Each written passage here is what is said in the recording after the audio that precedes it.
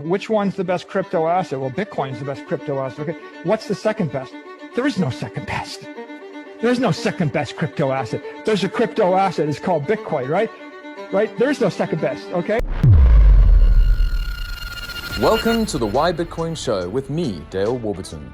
It's a weekly podcast on why Bitcoin matters and what makes it fundamentally different to every other crypto token in existence. I've seen firsthand how crypto really works, and my mission is to speak to the brightest minds on earth to help ordinary people distill crypto fact from fiction. Because as Lynn Alden says, and it's spot on, those that conflate Bitcoin and crypto simply don't understand either.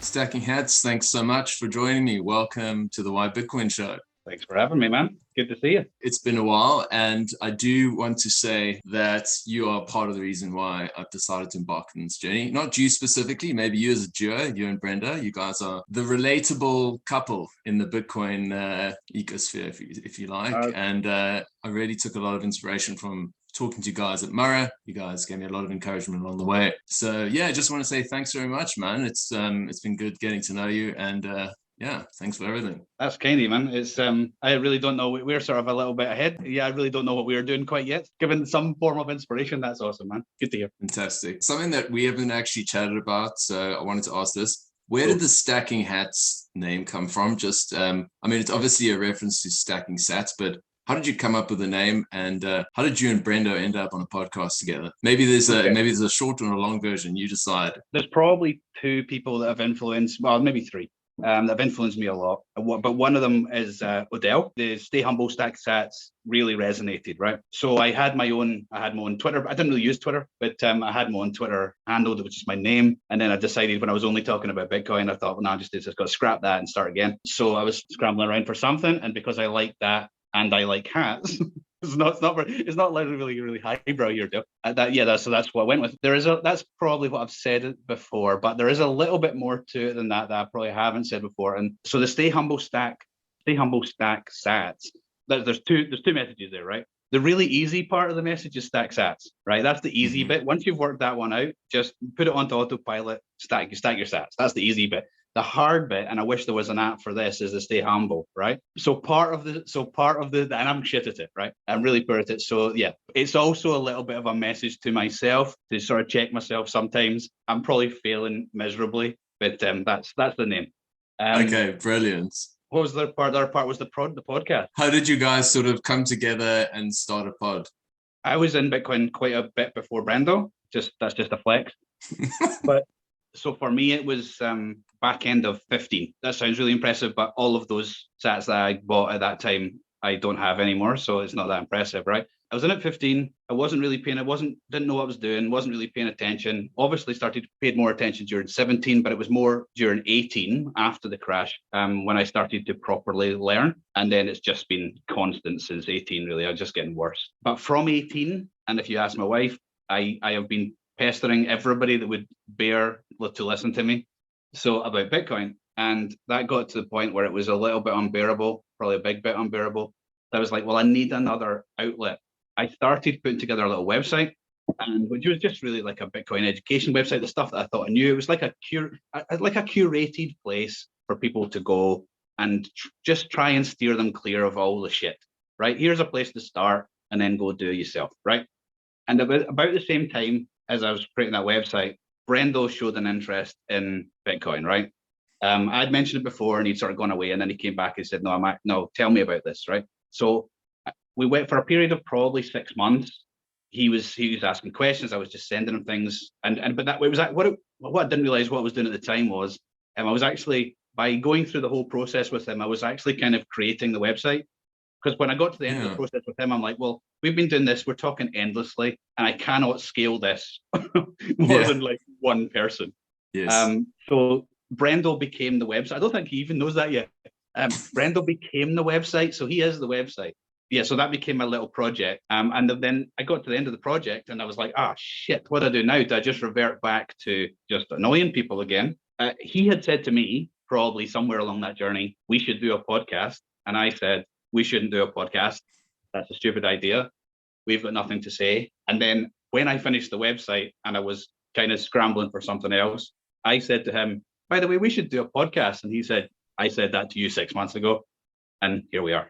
So that's the story. Wow. A match made in heaven, you could say. Yeah, well, something like that. Something like that. It has been fun.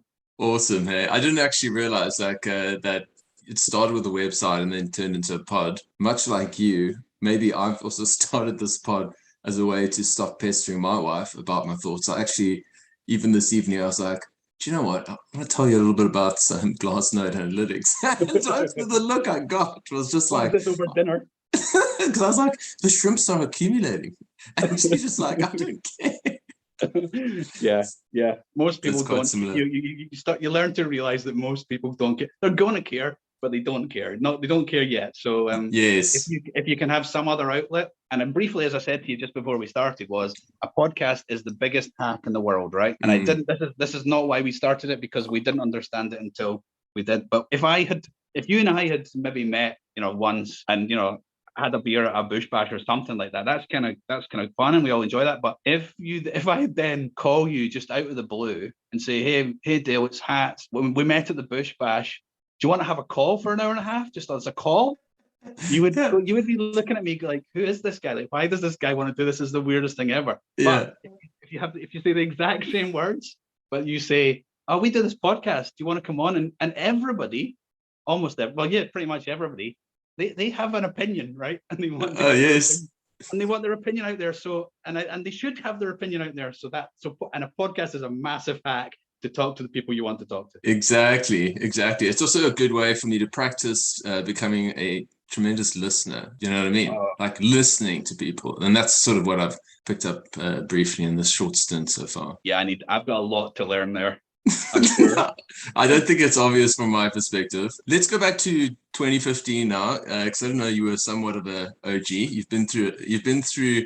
Although, look, like your story is not unique in the sense that you say you don't have those coins anymore. You've seen the cycles. What actually made it click initially? Because obviously, it seems to me that there's this sort of step-by-step progression. Because nobody just sort of sees it, gets it. Here we go. It's gradually and then suddenly, for me at least. Yeah, like how did you sort of see Bitcoin initially, and how did it click?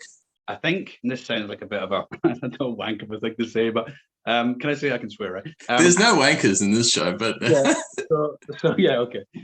I think there are people out there. In fact, I think most people in some ways are Bitcoiners looking for Bitcoin, right? And I think I was one of them. Like, so out the back of, you want to go really far back, like I'm a Scottish guy, probably with a chip on my shoulder because the big country next door controlling our affairs, right? That's the big chip that starts with. So you're always feeling like the kind of underdog or something like that.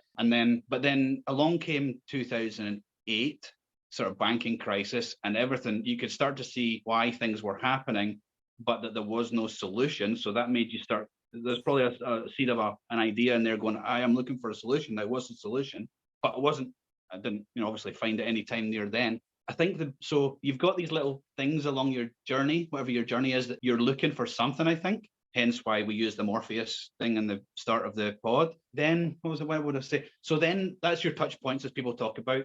But then the biggest touch point of all is when you have some Bitcoin, right? Yeah. And the reason for me having Bitcoin wasn't that I worked anything out. I was investing in a online advertising business that took investments in Bitcoin, and as kind of there's some other things as well, but Bitcoin was the main one, and I thought I should really understand what they are. We should really see if I can work out how to buy some Bitcoin and how to send them some Bitcoin, because I wanted to invest in it. So I worked that out and sent it all to them. Wow. And they still exist. I mean, they're still a thing and they're still around. I didn't lose any money there, but I lost Bitcoin upside. But so I think the best thing that you can have is having some, and then after you have some, you pay attention. After you pay attention, what would I say? If the price runs up, you're a genius. You immediately, that's the first of all think, oh yeah, I knew I was clever, but exactly. That's me proving it now, right? Yeah. But if it goes the other way, and if you bring the arrogance that I bring, you have to then defend your decision. So you then try and study to try and prove that you were actually right all along. Confirmation bias. You've got to get in there. Yeah. So just the fortunate thing for me was when I started studying, I found out that I was right, but it was not. Yes. It wasn't through any of my intelligence. It just so happened to be right. Does that make This sense? particular one you were correct on. Yes. Yeah. Yeah. No, that is awesome, man. I actually had no idea that was how you first got involved and it was that early. Yeah, when I think of you in terms of how you fit within the community, you're one of those guys who's very clearly here for something far bigger than just the gains. Although who doesn't like the gains? I mean, who honestly can look me in the eye and say, look, I don't care about the price long term, like obviously.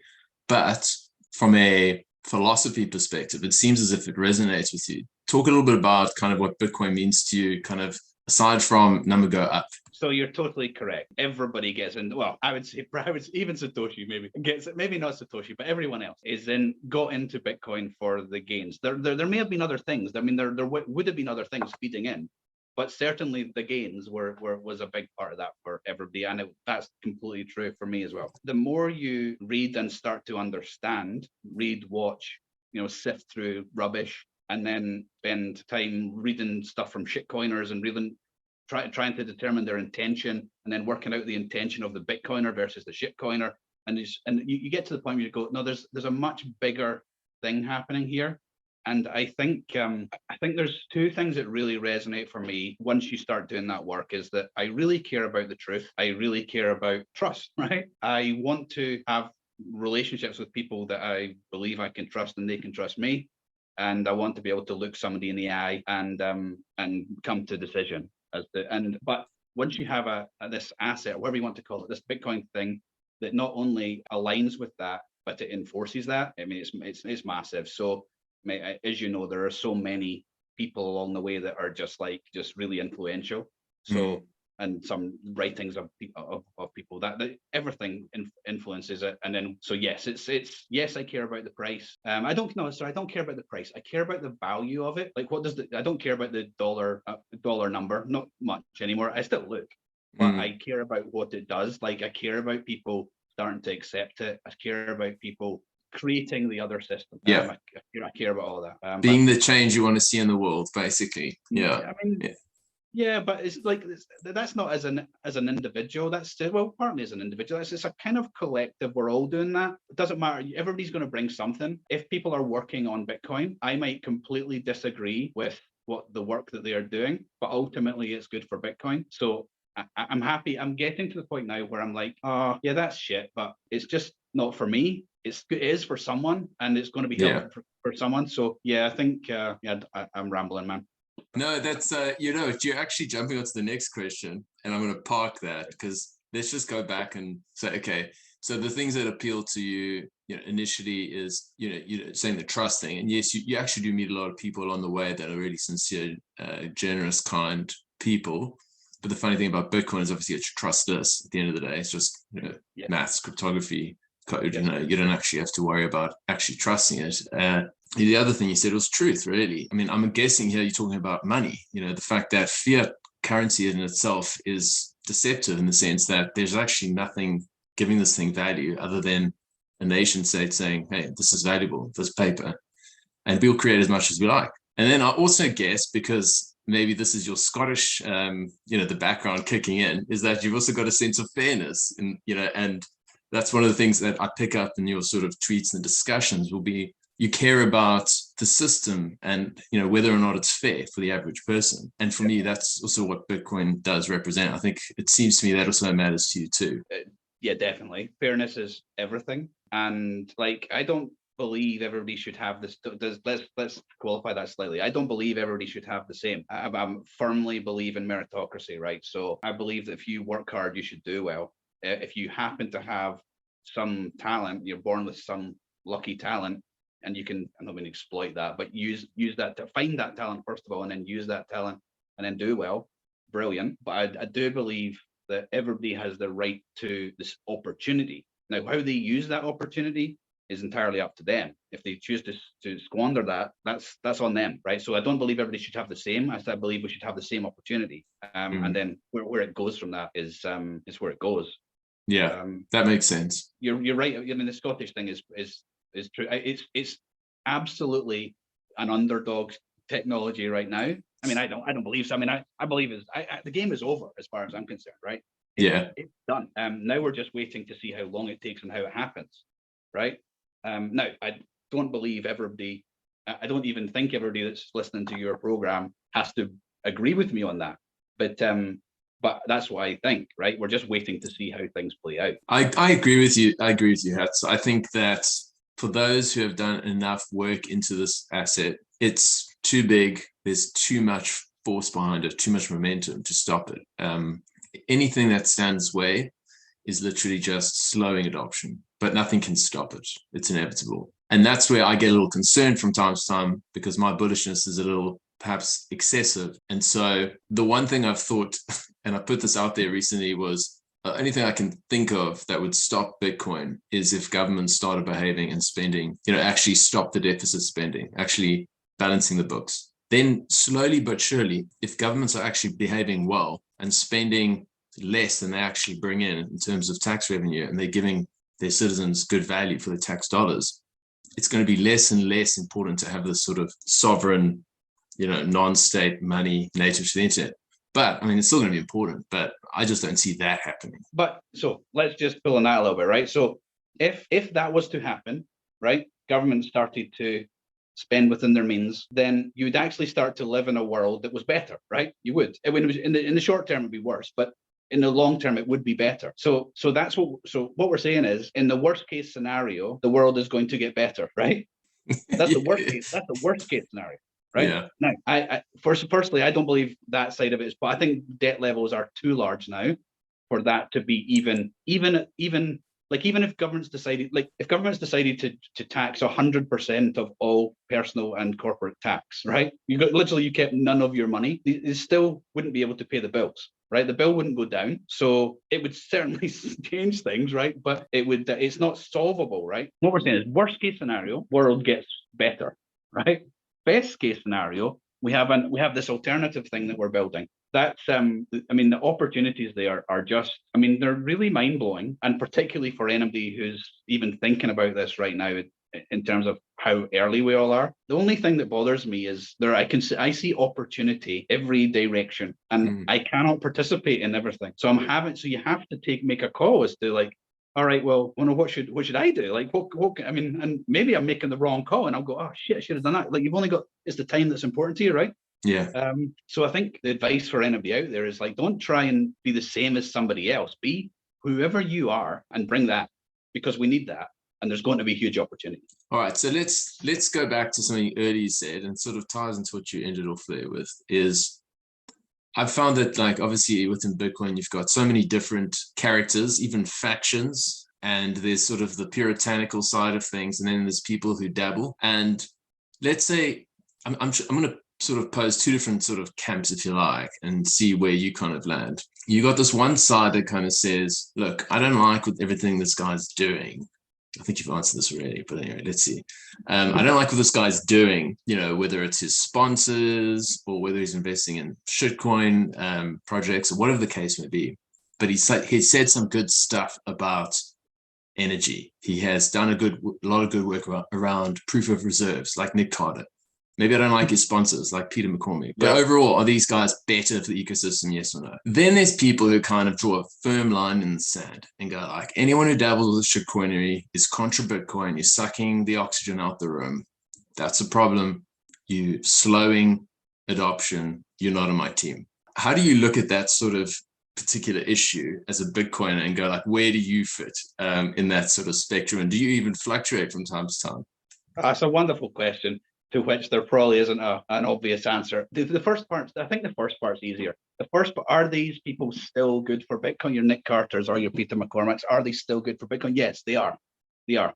Because what they're doing is sharpening the metal of people who disagree with them, right? Like, if you're having an argument, makes you better at your side of the argument, as long as your side of the argument is the winning argument, right? I don't do it often, but I will, block and mute. And generally I'll block and mute accounts that are, just scammy accounts, that kind of stuff. And it takes quite a lot for me to block actually, a person who's trying to contribute. But once it gets to the point where I'm just like, yeah, that's not for me, I just turn it off, right?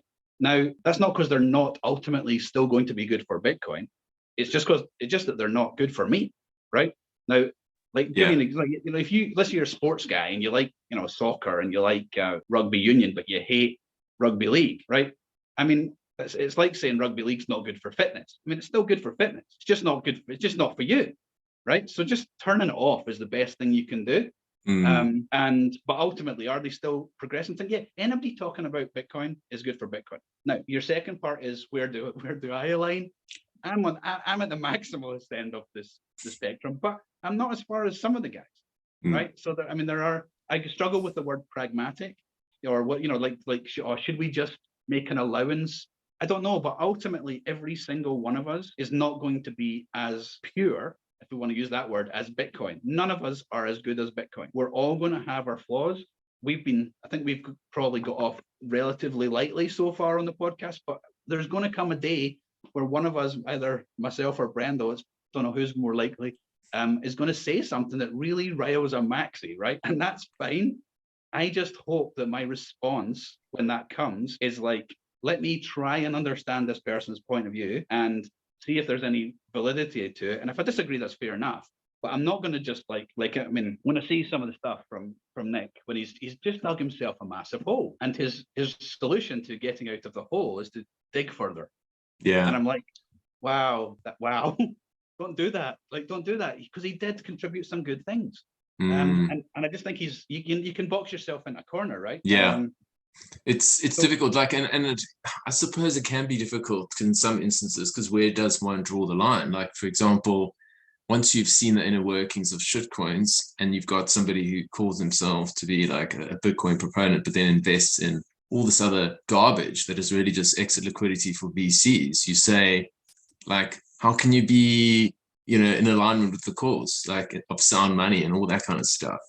When you invest, you're literally investing in garbage. Even if I do like what you say but at about that point, Bitcoin, I am lining up. I am lining up with the guys who want to stand on the neck at that point, right? I'm lining up with them, and can always be lining up with them. But that is not to say that they're still bringing attention to this thing and bringing everything. Now, if somebody starts to where the big problem comes in for me is, I don't really care about institutional investors, right? Institutional investors are institutional investors for a reason. They're meant to be professional money managers, or banks. They're professional money. If they screw up, that's on them. I have no sympathy there. That's your job. Do your job properly, right? Meritocracy. Where I do have a problem is where, your everyday nurse, fireman, teacher, whatever you might be, whatever job you do, is like scrambling around looking for advice, looking for a direction, and somebody just takes advantage of their lack of knowledge. Yeah, I'm coming for those people, and I'm not coming by myself. I'm coming at a big bunch of other folk. yes, and I love that. I love it when people get taken it. Now, but you're right. I swing back and forth, right? So one of the maybe the best speakers in Bitcoin is Jeff Booth, right? But Jeff is comes across as the nicest man ever. And I'm just really just hanging around for the day when Jeff cracks, right? Because when Jeff cracks, we know there's an issue. Yes, but he's actually so good. He's been on a couple Twitter Spaces of late, and he was also on, I think it was on a CoinDesk show. And he so nicely says, this is going to be very hard for your listeners to hear, but their favorite token or project is going to go to zero. It's a certainty. And the way he says it in such a nice way, because he's just like, it's built on centralization. Like, the whole reason the space exists is for it to be decentralized. And here you've got fundamentally a centralized entity controlling things. It doesn't make sense. Eventually, it'll all move on to something that is completely decentralized. So, yeah, I think Jeff is probably one of the nicest maxis you'll ever come across. And yeah, I've really been enjoying a lot of what he talks about in The Price of Tomorrow. And he's actually doing the podcast tour at the moment. I've been listening to quite a few, and he's such a great, I don't know, he's just such a measured chap. Like, between him and Lynn, I think they're just some of the more measured, intelligent people in our space. Obviously, Lynn Alden I'm referring to there. Yeah. Oh, you're wonderful, right? Both of them. Here's the thing, right? Everybody's not going to resonate with the same person, right? So for some people, you need a Jeff Booth or a Lynn Alden. That's going to be the person who's finally cracks the code for them. For other folks, it will be, I don't know, like a Swaller, right? Or somebody that'll be the person who cracks the code for them. And if any of us are so arrogant to think that, oh, I have the single message that's going to convert the world to Bitcoin, oh my God, put your shovel down and stop digging, right? But we just need everyone. We just need everyone. And the thing, I'm maybe jumping ahead, but I was just going to talk about orange pilling. Like the thing, is that okay? Yeah, of course. Keep going. Yeah. The thing I've learned, and it's taken me a long time to learn, and I'm still probably learning it, is when you're trying to convince somebody, starting at the thing that you care about is pointless, right? Starting at the thing that they care about is a good idea. Yeah. And it doesn't matter what that is. And as you, it's actually fun. Right? Once you start doing it, you're like, oh, what do you do for a living? Oh, right, you're a public sector worker. Oh, right, so you'll have gone for like, you're a union member. Yeah, I'm a union member. Oh, what did the unions ask for this year? Oh, they asked for 6%. Oh, but we only got 4% after negotiations. I was like, oh, okay, yeah, that's fine. What if inflation's running at 10? You can start at their point, not at your point.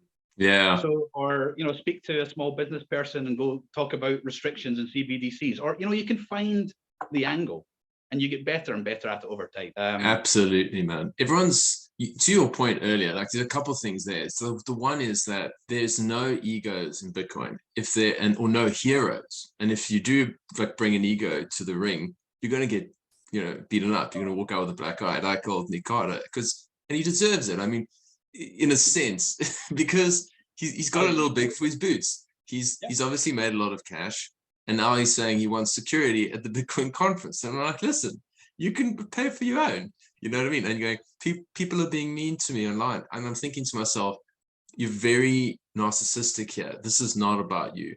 And so I like what you guys are doing, because I think that you speak, and I'm talking about now you and Brenda, you speak to ordinary Aussies, and I think it really just resonates deeply, and just have that sort of very relatable way of conveying things like inflation. And particularly you, I think you are more focused, not that Brenda is not adding value, but you're more I think you're more of the macro kind of. I think you tend to focus more on the numbers and the macro stuff, and bringing that down into sort of like, and just like sort of laying it in very simple terms, I think is appreciated. And that's why I think there's room for so many different voices, and there's so many different ways that people can get orange pilled, as you say. And it really depends on like where you're coming from. Here's an area I wanted to chat to you about, because we often look and say, okay, well, here in the West, we might have 7 to 10% inflation. It's not that big a deal. Talk to the person in Argentina, got 100% inflation. They need Bitcoin. So, I say to myself, like, yes, if you were saving money, but what do you do if you're just living hand to mouth and you don't have any surplus income? And so you don't have the ability to save, and then that which you do save, you need it to be more or less volatile. So have you given some thought about how we actually address that issue when you literally don't bring in enough income to even save? Never mind, trying to like move to a Bitcoin standard in the developing world. Yes. Yeah, it's a tough question, that one. Yeah, sorry, I didn't mean to catch you. No, God, it's a challenging one. I don't have an answer, so it's like I'm happy to just we could just spitball ideas. Yeah, I would class myself as a Bitcoin maximalist, but I'm not a Bitcoin maximalist in the sense that 100% of my wealth is not in Bitcoin. Right? If I were to get, I guess I fluctuate between. I'm more than half. Right? Let's put it that way, and I'll fluctuate up from there. When Bitcoin's going well, it might be near 90. Right? Well, the reason for that is that I still live in Australia. I still pay the vast majority of my bills in Aussie dollars, and Bitcoin is volatile. That's the point. Like, it's going to be volatile. It's you don't go from nothing to the world reserve currency without in a straight line. That's was never going to happen. Is still never going to happen. Right? It's still going to be volatile. Like, that was Michael Saylor's not been wrong much, but he was wrong on that when he said it's volatility is dampened. I don't believe so. Right? But so to your question, what does it mean for a person genuinely on kind of closer to the breadline? Well, it certainly doesn't mean that you keep 100% of your money at Bitcoin. I don't think so. But if you are able to save at all, I think anything that you believe is, you can call it savings, you can keep in Bitcoin. If you think of it like a checking account and a savings account, the checking account is your fiat currency. Your savings account is your Bitcoin, and keep in, and whatever those percentages are for you, like, it totally depends on people's individual situation, and how much they get for a salary, how expensive things are in the country, all that sort of stuff. It still doesn't really answer your question. If somebody is, if you're genuinely, going to work, getting paid, and need all that money to buy, your food, you have to spend it. It doesn't actually matter whether it's bolivars or Bitcoin. But if you're at all able to save, I think the saving should be in Bitcoin. Yeah. Now, and that's really probably paints quite a negative picture, and I thought of that quite negatively for quite a long time. One thing that gives me a bit of hope there is that poor people are used to being poor, right? Poorer countries are poorer countries, have been poorer countries for a long time. Richer countries are richer countries, right? So poorer people are used to being, but they're also used to working for a living, right? So when the switch comes, or whenever the switch comes, and they can start earning a little bit in Bitcoin or everything in Bitcoin because they're forced to, that's not going to be a huge switch for a poorer person. They're just going to go, oh, what, everybody's spending Bitcoin now. Okay, who's paying in Bitcoin? I'll go get a job there. I think the more concern, I mean, they maybe don't deserve it, but the more concern is actually for middle to richer people and income people who have had this unbelievable privilege for years and years and years and years and years, and they're not going to be able to handle what they will perceive to be as shame of not being able to provide or whatever for the family as well as they used to, or that kind of thing. Not be able to go to the same club as they used to go to with their friends, not be able to drive the same cars they wanted to, all that. They are not ready for what's coming from them for them. I think the poor people will actually be I think they'll adapt way faster. I have a lot more hope for them. That's an interesting way of looking at it, because I do agree with you on the sort of checking and savings account. That's a great way to think about it. Like, don't touch this for about 3 to 4 years, and that's where, whatever allocation you want for the next 3 to 4 years, that's where it goes. That's in Bitcoin. I think, your point longer term makes sense in this with regards to earning income in Bitcoin. If you fast forward in the next sort of 5, 10, 15, 20 years, as we live in a more digital economy, Africa's got one of the youngest populations, much like India, currently upskilling, in terms of trying to ready itself for the digital age, if you like, still behind the curve. I see a lot of the future workforce. I mean, let's not go down the AI sort of rabbit hole, but a lot of the workforce living in Africa. And what are they going to want to get paid in? Bitcoin. Yes. So I think it's something that will touch Africans in different ways. Also remittances, if they can find a way to have value sent from one place in the continent to the next and have it easily convertible into fiat without having to worry about the volatility and then automatically saving a portion of it. Like, I think the Galloway wallet works, and that catches hold. I think that's great. Like stable sats, I think that's what it's called. But yeah, in the short term, it's difficult because just when I speak to people in Africa, and I speak to those who like the 1%ers, if you like, it only gets harder and harder. And the people who've been struggling are kind of just struggling to keep their head above water. And this is perhaps something we've spoken about, and I've spoken about this with several other people in Bitcoin. This next decade is actually a pretty challenging one. And the main thing you got to do is just keep your head above water. Don't take leverage, and just try and live within your means, because we're going through a tremendous period. I mean, just today, I'm sure you saw the news that First Republic Bank got bought up by JP Morgan. So there's another big banking failure in the US. Things are cracking and breaking very rapidly. And so, yes, there's hope at the end of it, but I think in the interim, there's some severe pain. Agreed. But people get lost in the fact that, like, how much Bitcoin you need right now, and this is just a factor, and me too, right? This is just a factor of our greed, right? How quickly we want to be rich, right? That's it. We want to be rich, and we want to be rich soon, right? That's what we're hoping for, right? And whatever rich means to you. But every now and again, I'll have some stupid idea, and I was like, well, how many Bitcoin are mined a day, and how many people are there in the world, right? There's 900 Bitcoins mined a day, which is, I think, whatever it was. What does that work out? They do numbers on a podcast with like 90 billion Satoshis or whatever it was. Yeah, yes. 90 billion Satoshis, right? There's 8 billion people in the world, okay? So if you divide one by the other, once everybody decides they want Bitcoin, there's 11.25 sats for each person, okay? Right? Per day, 11.25 sats. That's it. And in less than a year's time, that number is going to be 5.625 sats. 5 sats, right? 5 sats. That's about, 0.1 of a cent or 0.2 of a cent, maybe something like that. I'm not suggesting people should all of a sudden, if you're currently DCAing $5 a day, well, don't stop that. Just keep doing that. You're doing fine, right? But But Yes. you really don't have to be. That's the point. You really don't have to be. If you're what did I do? I did a number. I think what $5 a day is like, oh God, what would it be? I don't know what $5 $5 a day is in sats, to be Yeah, honest. so 12,000, 13,000, like, so, and then divide it, is you're like stacking 3,000 people a day. That's what you're doing, right? We're so damn early. We're so damn early. So people don't really need to be, if you're able, even in the poorest place in the world, if you're able to somehow find, $5, buy Bitcoin with it, and then just live life, and then secure that Bitcoin as best you can. If that in that situation, it probably means, well, hopefully you have a phone. If you don't have a phone, it's probably a paper wallet if you have a phone, or maybe you have a phone between a family or something. So if you really go break it down, but you really don't need that much Bitcoin. So, and yeah, that means obviously you have to wait longer for the outsized benefits, but so what? Right? You shouldn't be comparing yourself. Like, I don't compare myself to Bezos, right? I'm never going to be Bezos. All that matters is that you tomorrow is better than you today, because then your life's improving. Yeah. Don't worry about how rich other guys got. There's always been rich people, and there will always be rich people. You don't have to be the richest. You just have to have enough to do what you want to do.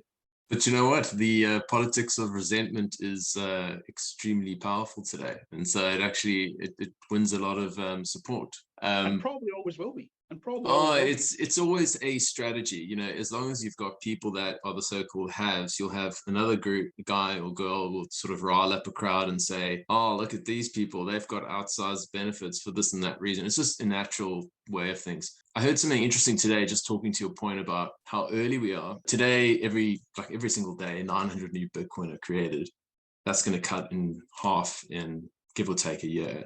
The interesting stat was that there's something like 900 million worth of dollars chasing the new Bitcoin every single day. So you can imagine almost like if the buying volume just stayed constant, but the supply gets cut in half, we can expect in the next sort of 18, 24 months for Bitcoin to be probably north from here quite significantly, just by virtue of that, assuming all things remain equal. And if the sort of halving cycles have played out as before. So it does remind me, when you just look at those sort of stats and you think, okay, coupled with the fact that by sort of 2035, like 99.9% of Bitcoin would have been mined, something like that. It's a wild stat. And you think to yourself, my God, the only Bitcoin that you can actually buy is going to be that which people actually want to sell. It's not just miners or floating stuff anymore. That's a crazy thought, isn't it? Oh, I mean, yeah, it's a crazy thought. I mean, Bitcoin is going up. That's the hope. No, it is going up. Like, no, it's going up. I'm not trying to convince myself. It is going up. It's whether I like it or not, it's going up. Now, I'm not telling you it's going up in a straight line, and it could crash 40% tomorrow, but it's going up. Because put it this way, like, you and I are sitting having this conversation. Let's say two people have stuck with us, right? If one of those two go on and do something, they're going to do something. So, and it's just another one. And it's not you and I, there's thousands and thousands and thousands of people having these conversations all the time now. Each new person will bring in something else. So that's why it's going up. Like, if, as you said, like, if demand remained constant and the supply halves, the price has to double, right? Sure. But supply, we know what supply is going to do. We absolutely know what supply is going to do. The variable is demand. And demand comes from all of these conversations that all of us are having. How many people have you met that really became a Bitcoin maximalist, or a Bitcoin only guy or girl, and went back? How many do you know? Zero. I don't know any. There's none, right? I mean, there's some salty Bitcoiners, but no one actually became, kind of went backwards. Yeah, I'm totally with you there. It's the kind of thing, once you put 100 hours into it, it's almost impossible not to feel bullish, because you need to understand the protocol, you need to understand all the risks. And look, there are risks. And I think the biggest risk I always point to is like the unknown. We don't know what the hell that could be. But beyond that, like, once you've got a grip of kind of, what are some of the driving effects making, number go up really, and then what are some of the sort of risks, you just look on a sort of risk reward basis. It's the asymmetric bet of a lifetime. And for young people who've been kind of shafted by the current system, in the sense that the asset prices are completely out of reach, whether it's the PE ratios, the companies they want to buy, not that they'd even particularly think about that per se, but whether it's the housing they want to buy, which are now like 11 or 10 or 11 times annual income, relative to like 3, whether it was, as early as, like, say 30, 40 years ago, at least here in Australia. So I often tell people just buy Bitcoin, and there's often that sort of look of, oh, okay. And you realize that this person still thinks that you're a bit crazy, but I know that someday you'll get it and that you'll probably buy a little bit. Yeah, I mean, the Trojan horses, I mean, there's thousands of Trojan horses, but the best ones for me are, and when we're thinking about normies, are the cashback sites, right? And I'm thinking of the Bitcoin company, Fold, Lolly, Satsback.com, whatever there's lots of them now, right? Now, and on these things, you're not asking people to part with their money at all. You're saying to somebody, do you want something for free? Like, you're going to the supermarket, you're buying your weekly shop, you're going to do that and you're spending that money anyway. Would you like some Bitcoin for free, right? So let's say you went to the supermarket, you spent $100 and you got, I don't know, 3,000 sats back as a cashback reward. Now, let's go back to my previous number. You need 11.25 sats or whatever I said. Was that what it was? Something like that. 11, let's call it 11. Let's call it 12. Let's go nuts, right? Right. So you're making you might make 2,000 or 3,000 cashback sats for you don't have to buy anything. Buy nothing. Sorry, not like in terms of Bitcoin. Buy your normal shops. Spend your money as normal and get cash back. That is the absolute Trojan horse that I don't think people have woken up to yet. I think they're the biggest businesses in Bitcoin, or they're going to be. Ultimately, they're going to be irrelevant, but for the next 10 years, they're going to be super relevant and massive. And in terms of your risks, personally, I think there's three. Like, there's three big ones that can, let's say, concern me: power, internet, governments acting responsibly. Right now, power. I mean, yeah, you could be shut off from your power. That's possible. But if people were shut off from their power, they would be entrepreneurial and go find new power because they knew what power was, and then new power sources would be found, and they might be windmills or water mills or God knows what. But people would burn sticks. I don't know. People would generate power again, right? Is this for mining, you mean, specifically? I just mean, yeah, I mean, like, Bitcoin doesn't work without electricity, right? Energy. Yeah. So that's an attack vector, and but ultimately that could be attacked, but ultimately I think would lose. The internet, could the internet be shut down? Sure. I mean, do people want to do it? Yeah, maybe.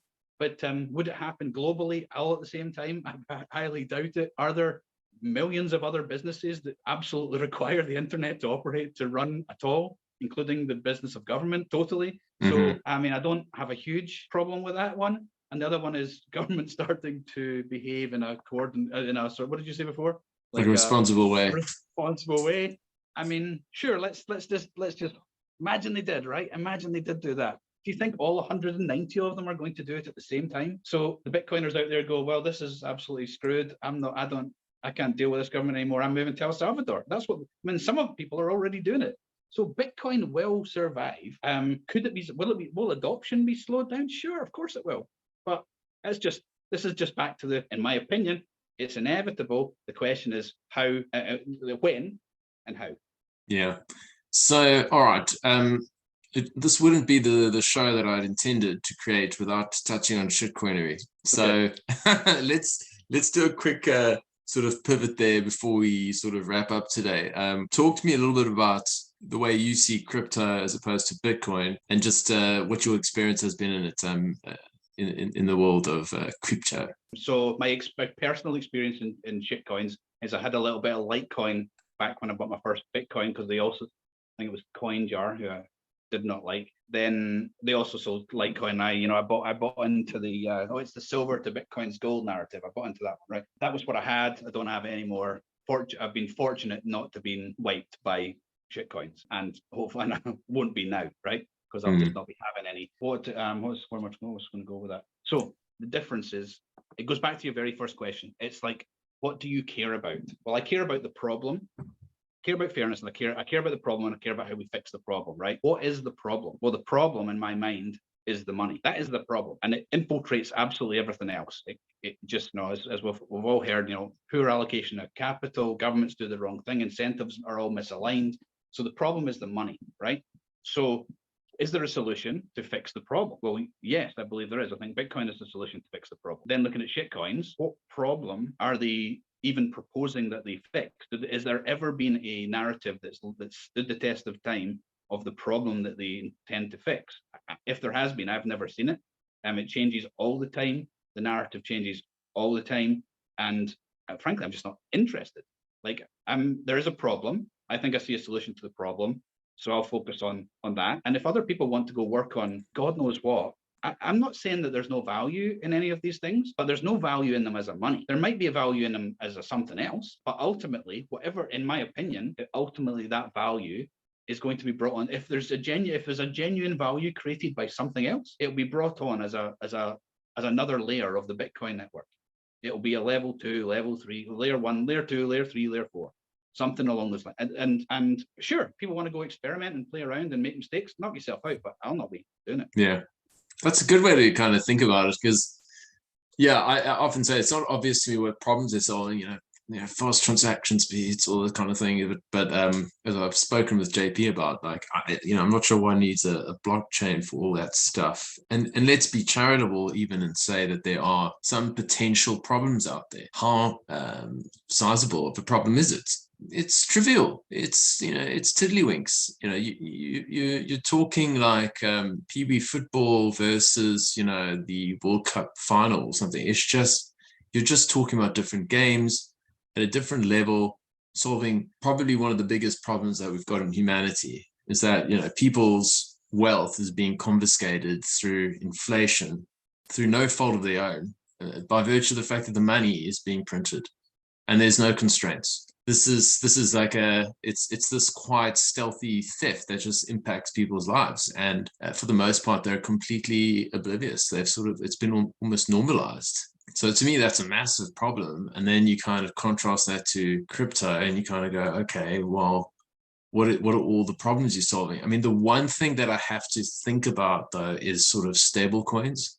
So if you're living in Malawi or whatever, I always use Malawi because I've got a relationship with a guy over there. He was our ex-domestic worker, an absolute champ. Can't get him on the Bitcoin vibe yet, but I'm thinking, okay, if he wants to send our value to Malawi, he's got to go through Western Union, all that kind of stuff. Yeah, he's not going to send it via Bitcoin because it's too volatile. So he could send a US dollar on, God forbid, Tron. Do you know what I mean? But it actually solves a problem for him potentially, and then he can find a way.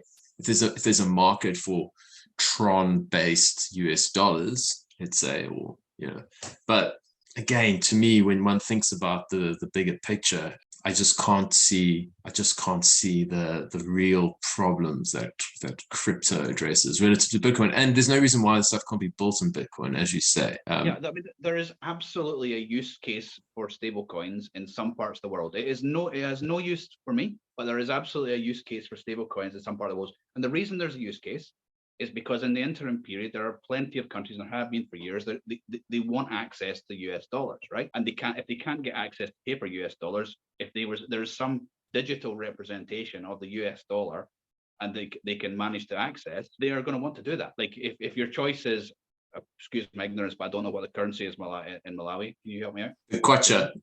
What is it? A kwacha. A kwacha. A kwacha. Okay. All right, I'll need to. Sorry, I didn't know. But don't worry, I do not know all the currencies of Africa, so don't feel bad. No, that's all right. I'll not test you. Yeah, if you can have some local currency and some US dollars, and you can't get access to physical US dollars, but you can get access to a digital representation of that US dollar. Sure, that's a benefit for you. I understand that. But then if you go into okay, well, what is a stable coin? Or even better than that, at its very best, what is a stable coin?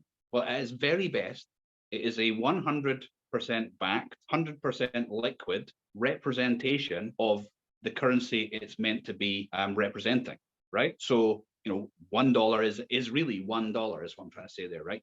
But then you have to, but then that gets you to, well, fair enough. That's what the stable coin is. What is the dollar? Well, the dollar is just, it is the biggest shit coin of all that is going to depreciate forever. I mean, it has to. So the value of that is going to go. So at the best case, at its very best, a stable coin is the equivalent of a dollar, just a digital representation of or whatever currency it's choosing to be stable against, right? That's what it is at its best. Yeah. So for me in Australia, I can access Aussie dollars. So there's no difficulty for me in accessing Aussie dollars. So therefore, there is no reason for me to have any requirement for a stable coin. Yeah, no, I mean that makes sense. And I think the other thing that you didn't mention was, the fact that you've also got that counterparty risk with the USDC or UST. as we saw with this banking crisis, one of the big banks that sort of had an issue. I think it was it Silicon Valley? They had a lot of they had a relationship with Circle USDC, and so the peg broke, and I don't know what it was, like call it 90 cents or whatever to the dollar, but the meth heads were having a heart attack about it, because a lot of their wealth is measured in USDC, and it was fascinating to see how fragile it was. Like one relatively small bank in the bigger picture was able to just upset the apple cart. So you've also got that. So long term, it doesn't serve any real value as a store of wealth for sure. I was just thinking from a transactional perspective, but yeah, this is hardly like I think both you and I aren't really the technical gurus on when it comes to the USDC side. I think just for me, it's just like, does it solve a potential problem over there in developing nations? Yes. Am I close enough to understand what it is? No, probably not right now. But do we need that here in Australia? Absolutely not. Doesn't serve any purpose for me. It goes back to what audience are you talking to, right? I mean, you just have to understand what the needs are of the person that you're talking to. If you wanted, I don't mean advice, but if you wanted to kind of speak intelligently, it's the same as like if you're looking to plan your wealth, you need to understand the age of the person. Are they married? What is the risk tolerance? Or everybody's different, so you just have to understand people's all the inputs and then try and give them some sort of advice. Yeah, for me, it's certainly certain the shitcoins in general and stable coins as well serve no purpose for me. So, and to your point of counterparty risk, I mean, once you understand that, you'll just start moving towards being as responsible as you feel capable yourself, as your knowledge grows. Yeah. Until you eventually get to the point that you have zero counterparty. You are your biggest problem. Yeah, exactly. And that's the whole point of Bitcoin, isn't it? At the end of the day, it's money that you can actually own yourself. I don't think people even understand counterparty risk, or where to even begin with the idea of it. I mean, I don't think people necessarily understand fractional reserve banking, let alone counterparty risk. Yeah, it's one of those things where I think it starts with, as I've had this discussion with a few people now, it starts with the question of kind of what is money, but until you've actually understood what is money, I think some of these nuances that we're describing are not necessarily going to resonate with people, and there'll be a whole lot of steps in between maybe a USDC coin to a shit coin to eventually a Bitcoin, once you've kind of gone through the whole journey, because there's a lot of work that needs to be put in until you've got that conviction and you go, this is actually what matters. Definitely. And just if anybody's listening going, struggling with the concepts or whatever, like I'm a guy with a business and stats degree who spent 15 years in government, who awarded contracts of hundreds of millions of pounds, and I didn't understand what money was, right? So don't feel bad. Like, I'm the moron here. That was my only job and I didn't know it, right? So, and it's taken me to get interested in Bitcoin to really go back and go, well, what was it? What does that actually mean? So but once you start digging on that, you're like, oh, well, that's kind of embarrassing that I didn't understand what I was talking about. Like, we have to all humble ourselves a little bit and go, well, hang on, it's totally understandable that people don't understand what we're talking about. And people who have any sort of ability of simplifying difficult concepts into something that people, like little things, like if you can create a 1 minute little soundbite or something, people go, oh yeah, that sort of makes sense. That's just as important as an hour long podcast where we all go into the deep corners of the Bitcoin rabbit hole, right? Which we like to do, but that's because we've been here for years. Yeah, absolutely. And Peter Dunbar says you got to meet people where they're at, and so everyone comes at it from a different point of view. Everyone comes at a different time. We've just got to be able to serve them with the sort of right kind of content to the right person. And there's no sort of single formula, as you say, your audience could be very different to mine, or they could be exactly the same. I don't actually have a clue. But, and then you sort of... That one guy who's listening to us both. Exactly. But, you think to yourself, like, we're all doing our bit to try and fundamentally, even evangelize this sort of revolutionary technology, which we think it is. And it's really a net benefit to humanity. And that's why we care for the most part, because that's why we're Bitcoiners. I mean, we're here for the money at first, and then we kind of realize what it can do to society and what it can do, and just how as a tool for good, it just ticks so many boxes. that makes it sort of just this thing that it's just been one of the more rewarding things that I can say I've done thus far. Definitely, you get to a point where like I fundamentally believe in the good of people, right? It's not that I'm naive to think that there aren't psychopaths in the world. Of course there are, but I really think they're an absolute minority. When you what am I trying to say? Like, although I believe in the fundamental good of people, I also think that like your survival is going to trump that, right? You want to do good, but your survival is more you have to prioritize your survival against your doing good, right? So, but once people jump into a system where your survival is predicated on you doing good, all of a sudden you can start to feel great about yourself and do well. Yeah, that's never been true before. You've always had to take at the expense of someone else, right? You're doing well you're doing well at the expense of someone else. Well, now you're doing well is to the benefit of someone else. Like every Satoshi you stack is to the benefit of a family in El Salvador that are now trying to live on a Bitcoin standard because you're maintaining the floor. You're maintaining their floor. Never thought about it that way. It is I don't remember who it was. It might have been Haas McCook, maybe, who said it's like maybe it wasn't Haas, but anyway, he comes out with a lot of good things, so we'll credit him anyway. It's like the greatest act of charity you could give. Now that's probably that's maybe triggering for people, and most people are probably not going to like that, but I think it's true. Yeah. That in itself, I think that particular rabbit hole we can dive really deep on, and maybe we can call that round 2. All right, stacking sats is net good for humanity. That will be the second round when we chat. I'm conscious of your time there, mate, and I really appreciate it. Listen, do you want to give anyone a sort of handoff to your work? I didn't even mention your podcast because I'm in competition now and I'm trying to make sure that I kick your ass. No, but just tell people where they can find you. I've always enjoyed what you boys are doing. Well, this is the funny thing with a podcast, right? When we first started, no, you're trying to round up. Brenda will be going, would you just shut up? We first reached out to Daniel Prince when we first started, right? And Daniel couldn't have been more helpful. And I was part of my brain is going, why is he helping? Why is he helping? Well, because he realizes that everything is good for everyone, right? Yes. So I don't see it as competition at all. I see it as I like to hear other voices, different takes on the same thing, right? So 100%. love that you started. I'm over the moon that you've started. It was knockout first guest as well. Yeah. But so the podcast is 2BitIdiots. If anybody's wanting to listen to the 2BitIdiots podcast, that's myself and Brendo. I want you to pressurize Brendo into doing this because he's a bit like, oh, I don't know. Okay.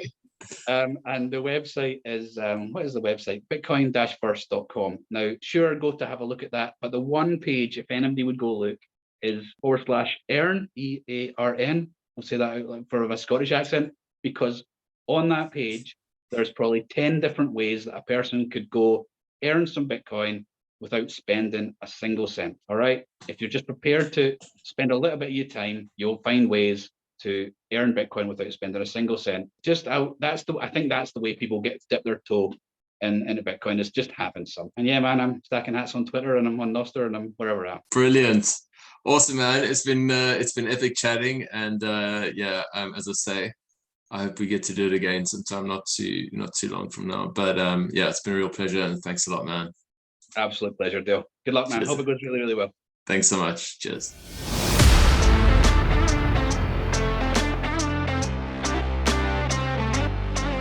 All right, so how'd you go with that? I hope you enjoyed it. I hope it made sense and that you got some value. If you have any feedback, good, bad, or ugly, or any questions, I'd really like to hear from you. Get in touch via Twitter @Dale21M for 21 million. And if you found the episode useful or valuable in any way, please consider subscribing, giving it a 5-star review, or otherwise just sharing it with a friend. I've said it before and I'll say it again. I'm not here to tell you what to invest in. I'm simply here to make sure that if you're going to invest in crypto outside of Bitcoin, that you do so with your eyes wide open. Much love, friends. Appreciate you all, and I'll see you again soon. Cheers.